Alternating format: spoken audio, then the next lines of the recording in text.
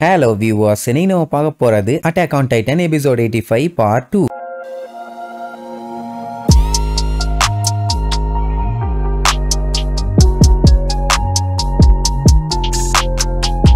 Open பண்ணா போன பாட்டுல அர்மீனும் கோனியும் ஒரு டிராமாவை போட்டு அவங்க தப்பிக்க ட்ரை பண்றாங்க. அதனால அவங்கள பிடிக்கணும். சோ சீக்கிரமா போட்டை ரெடி பண்ணுங்க அப்படின்னு சொல்லி எப்படியாச்சும் ரெடி பண்ணிடலாம்னா பயலுக ஃபிளாக்கை ஏமாத்திட்டு அந்த பிளைங் போட்டு கிட்ட போவானுங்க. அப்படி வேகமா அங்க போனா அங்க செக்யூரிட்டிக்கு 2 பேர் இருப்பானுங்களா, அவனுங்க நிறுத்துங்கோன்னு இவங்க 2 பேத்தையும் ஸ்டாப் பண்ணுவானுங்க. அட கிறுக்கு பயலுகளா, நீங்க எங்க என்னடா பண்ணிட்டு இருக்கீங்க? அவங்க தப்பிச்சு போறாங்க, சீக்கிரமா பிடிக்கணும்னு அந்த பிளைங் போட்டுக்கு மேல பாப்பாங்க. அது மூடி இருக்குது. அதுக்கு மேல பாத்தீங்கன்னா பாம சுத்தி கட்டி வச்சிருக்கானுங்க. வெடிச்ச மொத்தமா அந்த பிளைங் போட்டே காலி. அதுக்கப்புறம்லாம் நம்ம ஆளுகளால கண்டிப்பா இறன ஸ்டாப் பண்ண முடியாது. அடே மார்லியன்ஸ் தப்பிச்சு போறாங்க, அவங்களை எப்படியாச்சும் ஸ்டாப் பண்ணும், சீக்கிரமா அந்த பாம் எல்லாம் எடுத்துட்டு எல்லாத்தையுமே தயார் பண்ணுங்கன்னு பரபரப்பா சொல்லுவானுங்க. அட இருங்கப்பா இருங்க, 2 பேரும் அவசரப்படாதீங்க. எங்களுக்கு வந்த நியூஸ் படி நீங்க எல்லாருமே அந்த மார்லே கூட சேர்ந்துட்டீங்க, டீம் அப் பண்ணி பிளைங் போட்ல ரம்பிளிங்க ஸ்டாப் பண்ண போறீங்க அப்படின்னு கேள்விப்பட்டோம் அப்படின்னு அவனுங்க சொன்ன உடனே இவங்க 2 பேத்துக்கு தூக்கி வாரி போடும். என்னங்கடா நாங்க உட்கார்ந்து பேசினதை கூடவே உட்கார்ந்து கேட்ட மாதிரி சொல்றீங்களேன்னு. ஆனாலும் கோனியும் அர்மீனும் வரதா இல்ல, முடிஞ்ச அளவுக்கு சமாளிப்பானுங்க. என்னடா மென்டல் மாதிரி பேசிட்டு இருக்கீங்க மென்டல் பயலுகளா,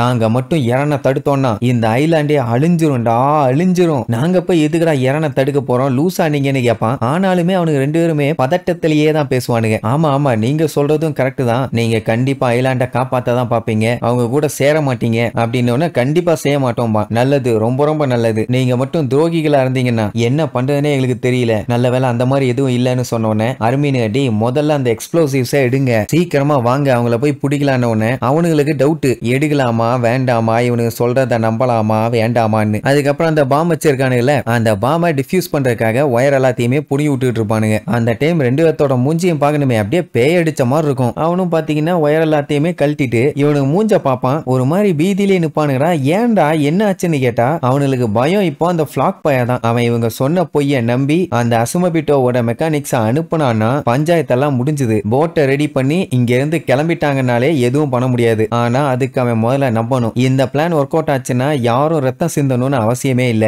இஃப் இன் கேஸ் இது மட்டும் மிஸ் ஆச்சுன்னா எல்லாம் சாகணும். அது ஒண்ணு மட்டும் தான் அர்மீனுக்கு ரொம்பவும் பயம். அப்ப அந்த ஃபிளாக் பையில காட்டுறாங்க, அவன் கண்ணை மூடிட்டு பயங்கரமா யோசிப்பான். ஏதோ ஒண்ணு சரியில்லையே அப்படின்ட்டு இங்கிட்டும் அங்கிட்டும் மாத்தி நடப்பான். சரி இப்ப எதுக்காக அவனு இங்க வரணும்? இவனுங்க சொல்றதுக்கு எந்த ஒரு ப்ரூஃபும் இல்ல. சொல்ல போனா இவனுங்க எல்லாம் நம்ம பயலுக்கு தான். சரி அது எதுக்கு டவுட், எந்த ஒரு பிரச்சனையா இருந்தாலும் அத முளையிலேயே கிள்ளிடணும், அப்பதான் சரிப்பட்டு வரும்னு சொல்லிட்டு அங்க இருந்து அந்த இன்ஜினியர்ஸ்க்கு நேரா கண்ணை நீட்டுவானா. உடனே கியோமி தடுக்க போவாங்க.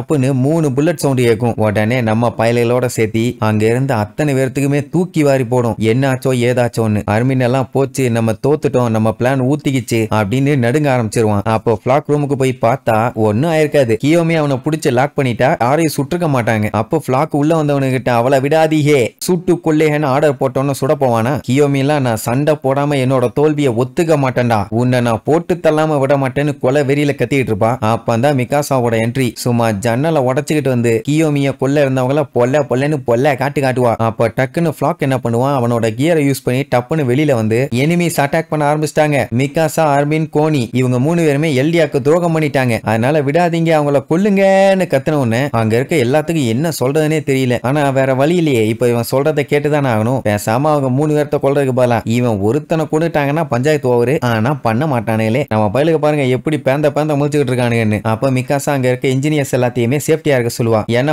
பொட்டுன்னு ஜன்னல் வழியா சுற்றுவானுங்க. அதனால சோ இப்போ நம்ம பேஸ்மெண்ட்டுக்கு போகணும்னு சொல்லிட்டு அத்தனை பேரும் அடிச்சு புடிச்சு கீழே வரும்போதே அந்த தண்டர் ஸ்பியரை வச்சு கண்ணா பின்னான்னு பிளாஸ்ட் பண்ணுவானுங்க. ஜஸ்ட் மிஸ் இல்லைன்னா மிகாசா சம்பவமா இருப்பான். சரி இப்ப என்னன்னா சண்டை ஸ்டார்ட் ஆயிருச்சு. இவங்களுக்கு வேற ஆப்ஷனே இல்ல. ஏகரிஸ்டிங்க மொத்த பேர்த்தையுமே கொன்னா மட்டும்தான் இறனை போய் ஸ்டாப் பண்ண முடியும். சோ செஞ்சிட வேண்டியதான்னு நினைச்சிட்டு இருக்கும் போதே அங்க கியோமிய மறுபடியும் கன் பாயிண்ட்ல லாக் பண்ணுவானுங்க. மிகாசா போய் காப்பாத்துறதுக்குள்ளேயே அவங்க 3 பேர்த்தையும் யாரோ சுட்டு கொண்டுருவாங்க. வேற யாரு, ஹாஞ்சியும் மகத்தும் தான். நல்ல வேலை டைமுக்கு வந்துட்டானுங்க. நீங்க எல்லாருமே உயிரோட இருக்கணும்னா எங்களை ஃபாலோ பண்ணுங்க அப்படின்ட்டு இவங்கள ஒரு வழியா காப்பாத்தியாச்சு. அங்க பாத்தீங்கன்னா அர்மீனும் கோனியும் அப்படியே நின்னுட்டு இருப்பானுங்களா. முன்னாடி நின்னுட்டு இருந்த 2 பேரும் அவனுங்களை அட்டாக் பண்ண மாட்டானுங்க. நேரா போய் டிஸ்கனெக்ட் பண்ணி விட்டு அந்த ஒயரை மறுபடியும் கனெக்ட் பண்ணுவானா. வேணாண்டா அதான்டா நமக்கு இருக்க ஒரே ஹோப்னு சொல்லிட்டு இருக்கும் போதே அர்மீனை கண்ணா பின்னான்னு சுற்றுவானுங்க. ஐயோ அர்மீன்னு அவனை பார்க்க போக கூட விடாம கன் பாயிண்ட்ல லாக் பண்ணிடுவான். அப்பதான் கோனிக்கே ஒரு விஷயம் புரியுது, இவங்க எல்லாருமே நம்ம நண்பர்கள், ஆனாலுமே கொஞ்சம் கூட கருணை இல்லாம சுட்டு கொன்னுட்டானேன்னு. அதையும் கன் பாயிண்ட்ல வச்சிருக்கானே, இவன் பேரு சாமுவேல். இவன் கூட அந்த டேஸ்ங்கிறவங்க கிட்ட அந்த ஃபிளைங் போட்டை உடனே பிளாஸ்ட் பண்ணு, அப்பதான் எல்லாத்தையும் சரி பண்ண முடியும்பா. இங்க அர்மின் ரத்தமா துப்பிட்டு இருப்பான். இங்க கோனி,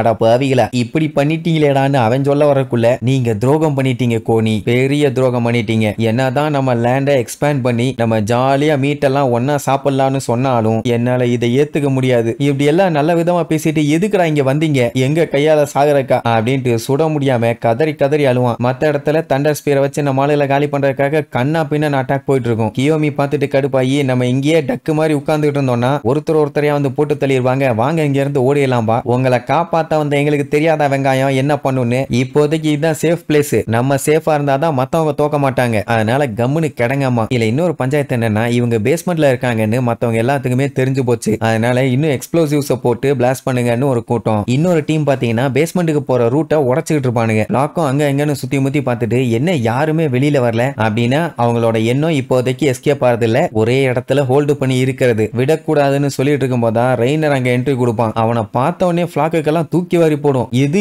இவனும் இவங்க கூட சேர்ந்துட்டானான்னு பார்த்தா அடுத்து ஆனி வருவா. இப்படி அடுத்தடுத்து ரெண்டு பேரும் போச கொடுத்துட்டு அப்படியே டைட்டனா மாறுவாங்க பாருங்க. வேடிக்கை பார்த்துட்டு இருந்த இவங்களுக்கு எல்லாம் கொஞ்சம் கவலையாயிரும், நிலைமை ரொம்ப ரொம்ப மோசமா போகுது போலயேன்னு. என்ன நடந்தாலும் சரி மனுஷங்களுக்குள்ள இருக்க வயலன்ஸை மட்டும் ஸ்டாப் பண்ணவே முடியல. அப்படித்தானே கேப்டன் லெவிட்ட கேப்பா. அவன் பாத்தீங்கன்னா அப்படியே உட்காந்து பார்த்துக்கிட்டு இருப்பான். தலைவன் மட்டும் உள்ள வந்திருந்தான்னு வைங்களேன், சீனே வேற. போன போக்குல அவனே எல்லாத்தையும் சம்பவம் பண்ணியிருப்பான். இப்ப என்னன்னா ரெண்டு பேருமே மரண மாசா களத்துல இறங்கிட்டாங்க. இறங்கின அடுத்த செகண்ட் சம்பவங்களுக்கு மேல் சம்பவம் தான். ஆனியோட ஃபைட்டிங் ஸ்டைல சொல்ல தேவையே இல்லை. ஃபுட்பால் விளையாடுவா, பேஸ்கெட் பால் விளையாடுவா, வாலிபால் விளையாடுவா, எல்லாத்தையும் வேற லெவல்ல சம்பவம் பண்ணிட்டு இருப்பான். அதே நேரம் அர்மினும் கோனியும் போட்டுக்கு எதுவும் ஆகாம பாத்துக்கணும். அவனு என்னடான்னா பிளாஸ்ட் பண்ணியே தீர்வேன்னு அந்த டேஸ்ங்கிறவன் ஒயர வேக வேகமா மாட்டிட்டு இருப்பான். சாமுவேல நம்ம கோனி அமைக்கி பிடிச்சிட்டான். இப்ப அர்மின் வந்து தடுத்துட்டானா போதும், அதனால கஷ்டப்பட்டு எந்திரிச்சு போய் அவனை போட்டு அமைக்கிடுவான். போடான்னு சொல்லிட்டு அவனை தள்ளி விடுவானா, அதோட ஸ்டாப் பண்ணுவான்னு பார்த்தா தலையில கண்ணை வச்சிட்டான். உடனே அந்த சாமுவேலுங்கிறவன், ஏன்டா இப்படி துரோகியாமா, நீங்க நம்ம எல்லாருமே ஃப்ரெண்ட்ஸுங்க தான்டா, எதுக்காகடா இப்படின்னு சொல்லி இவன் ஒரு சைடு அழுக, கோனி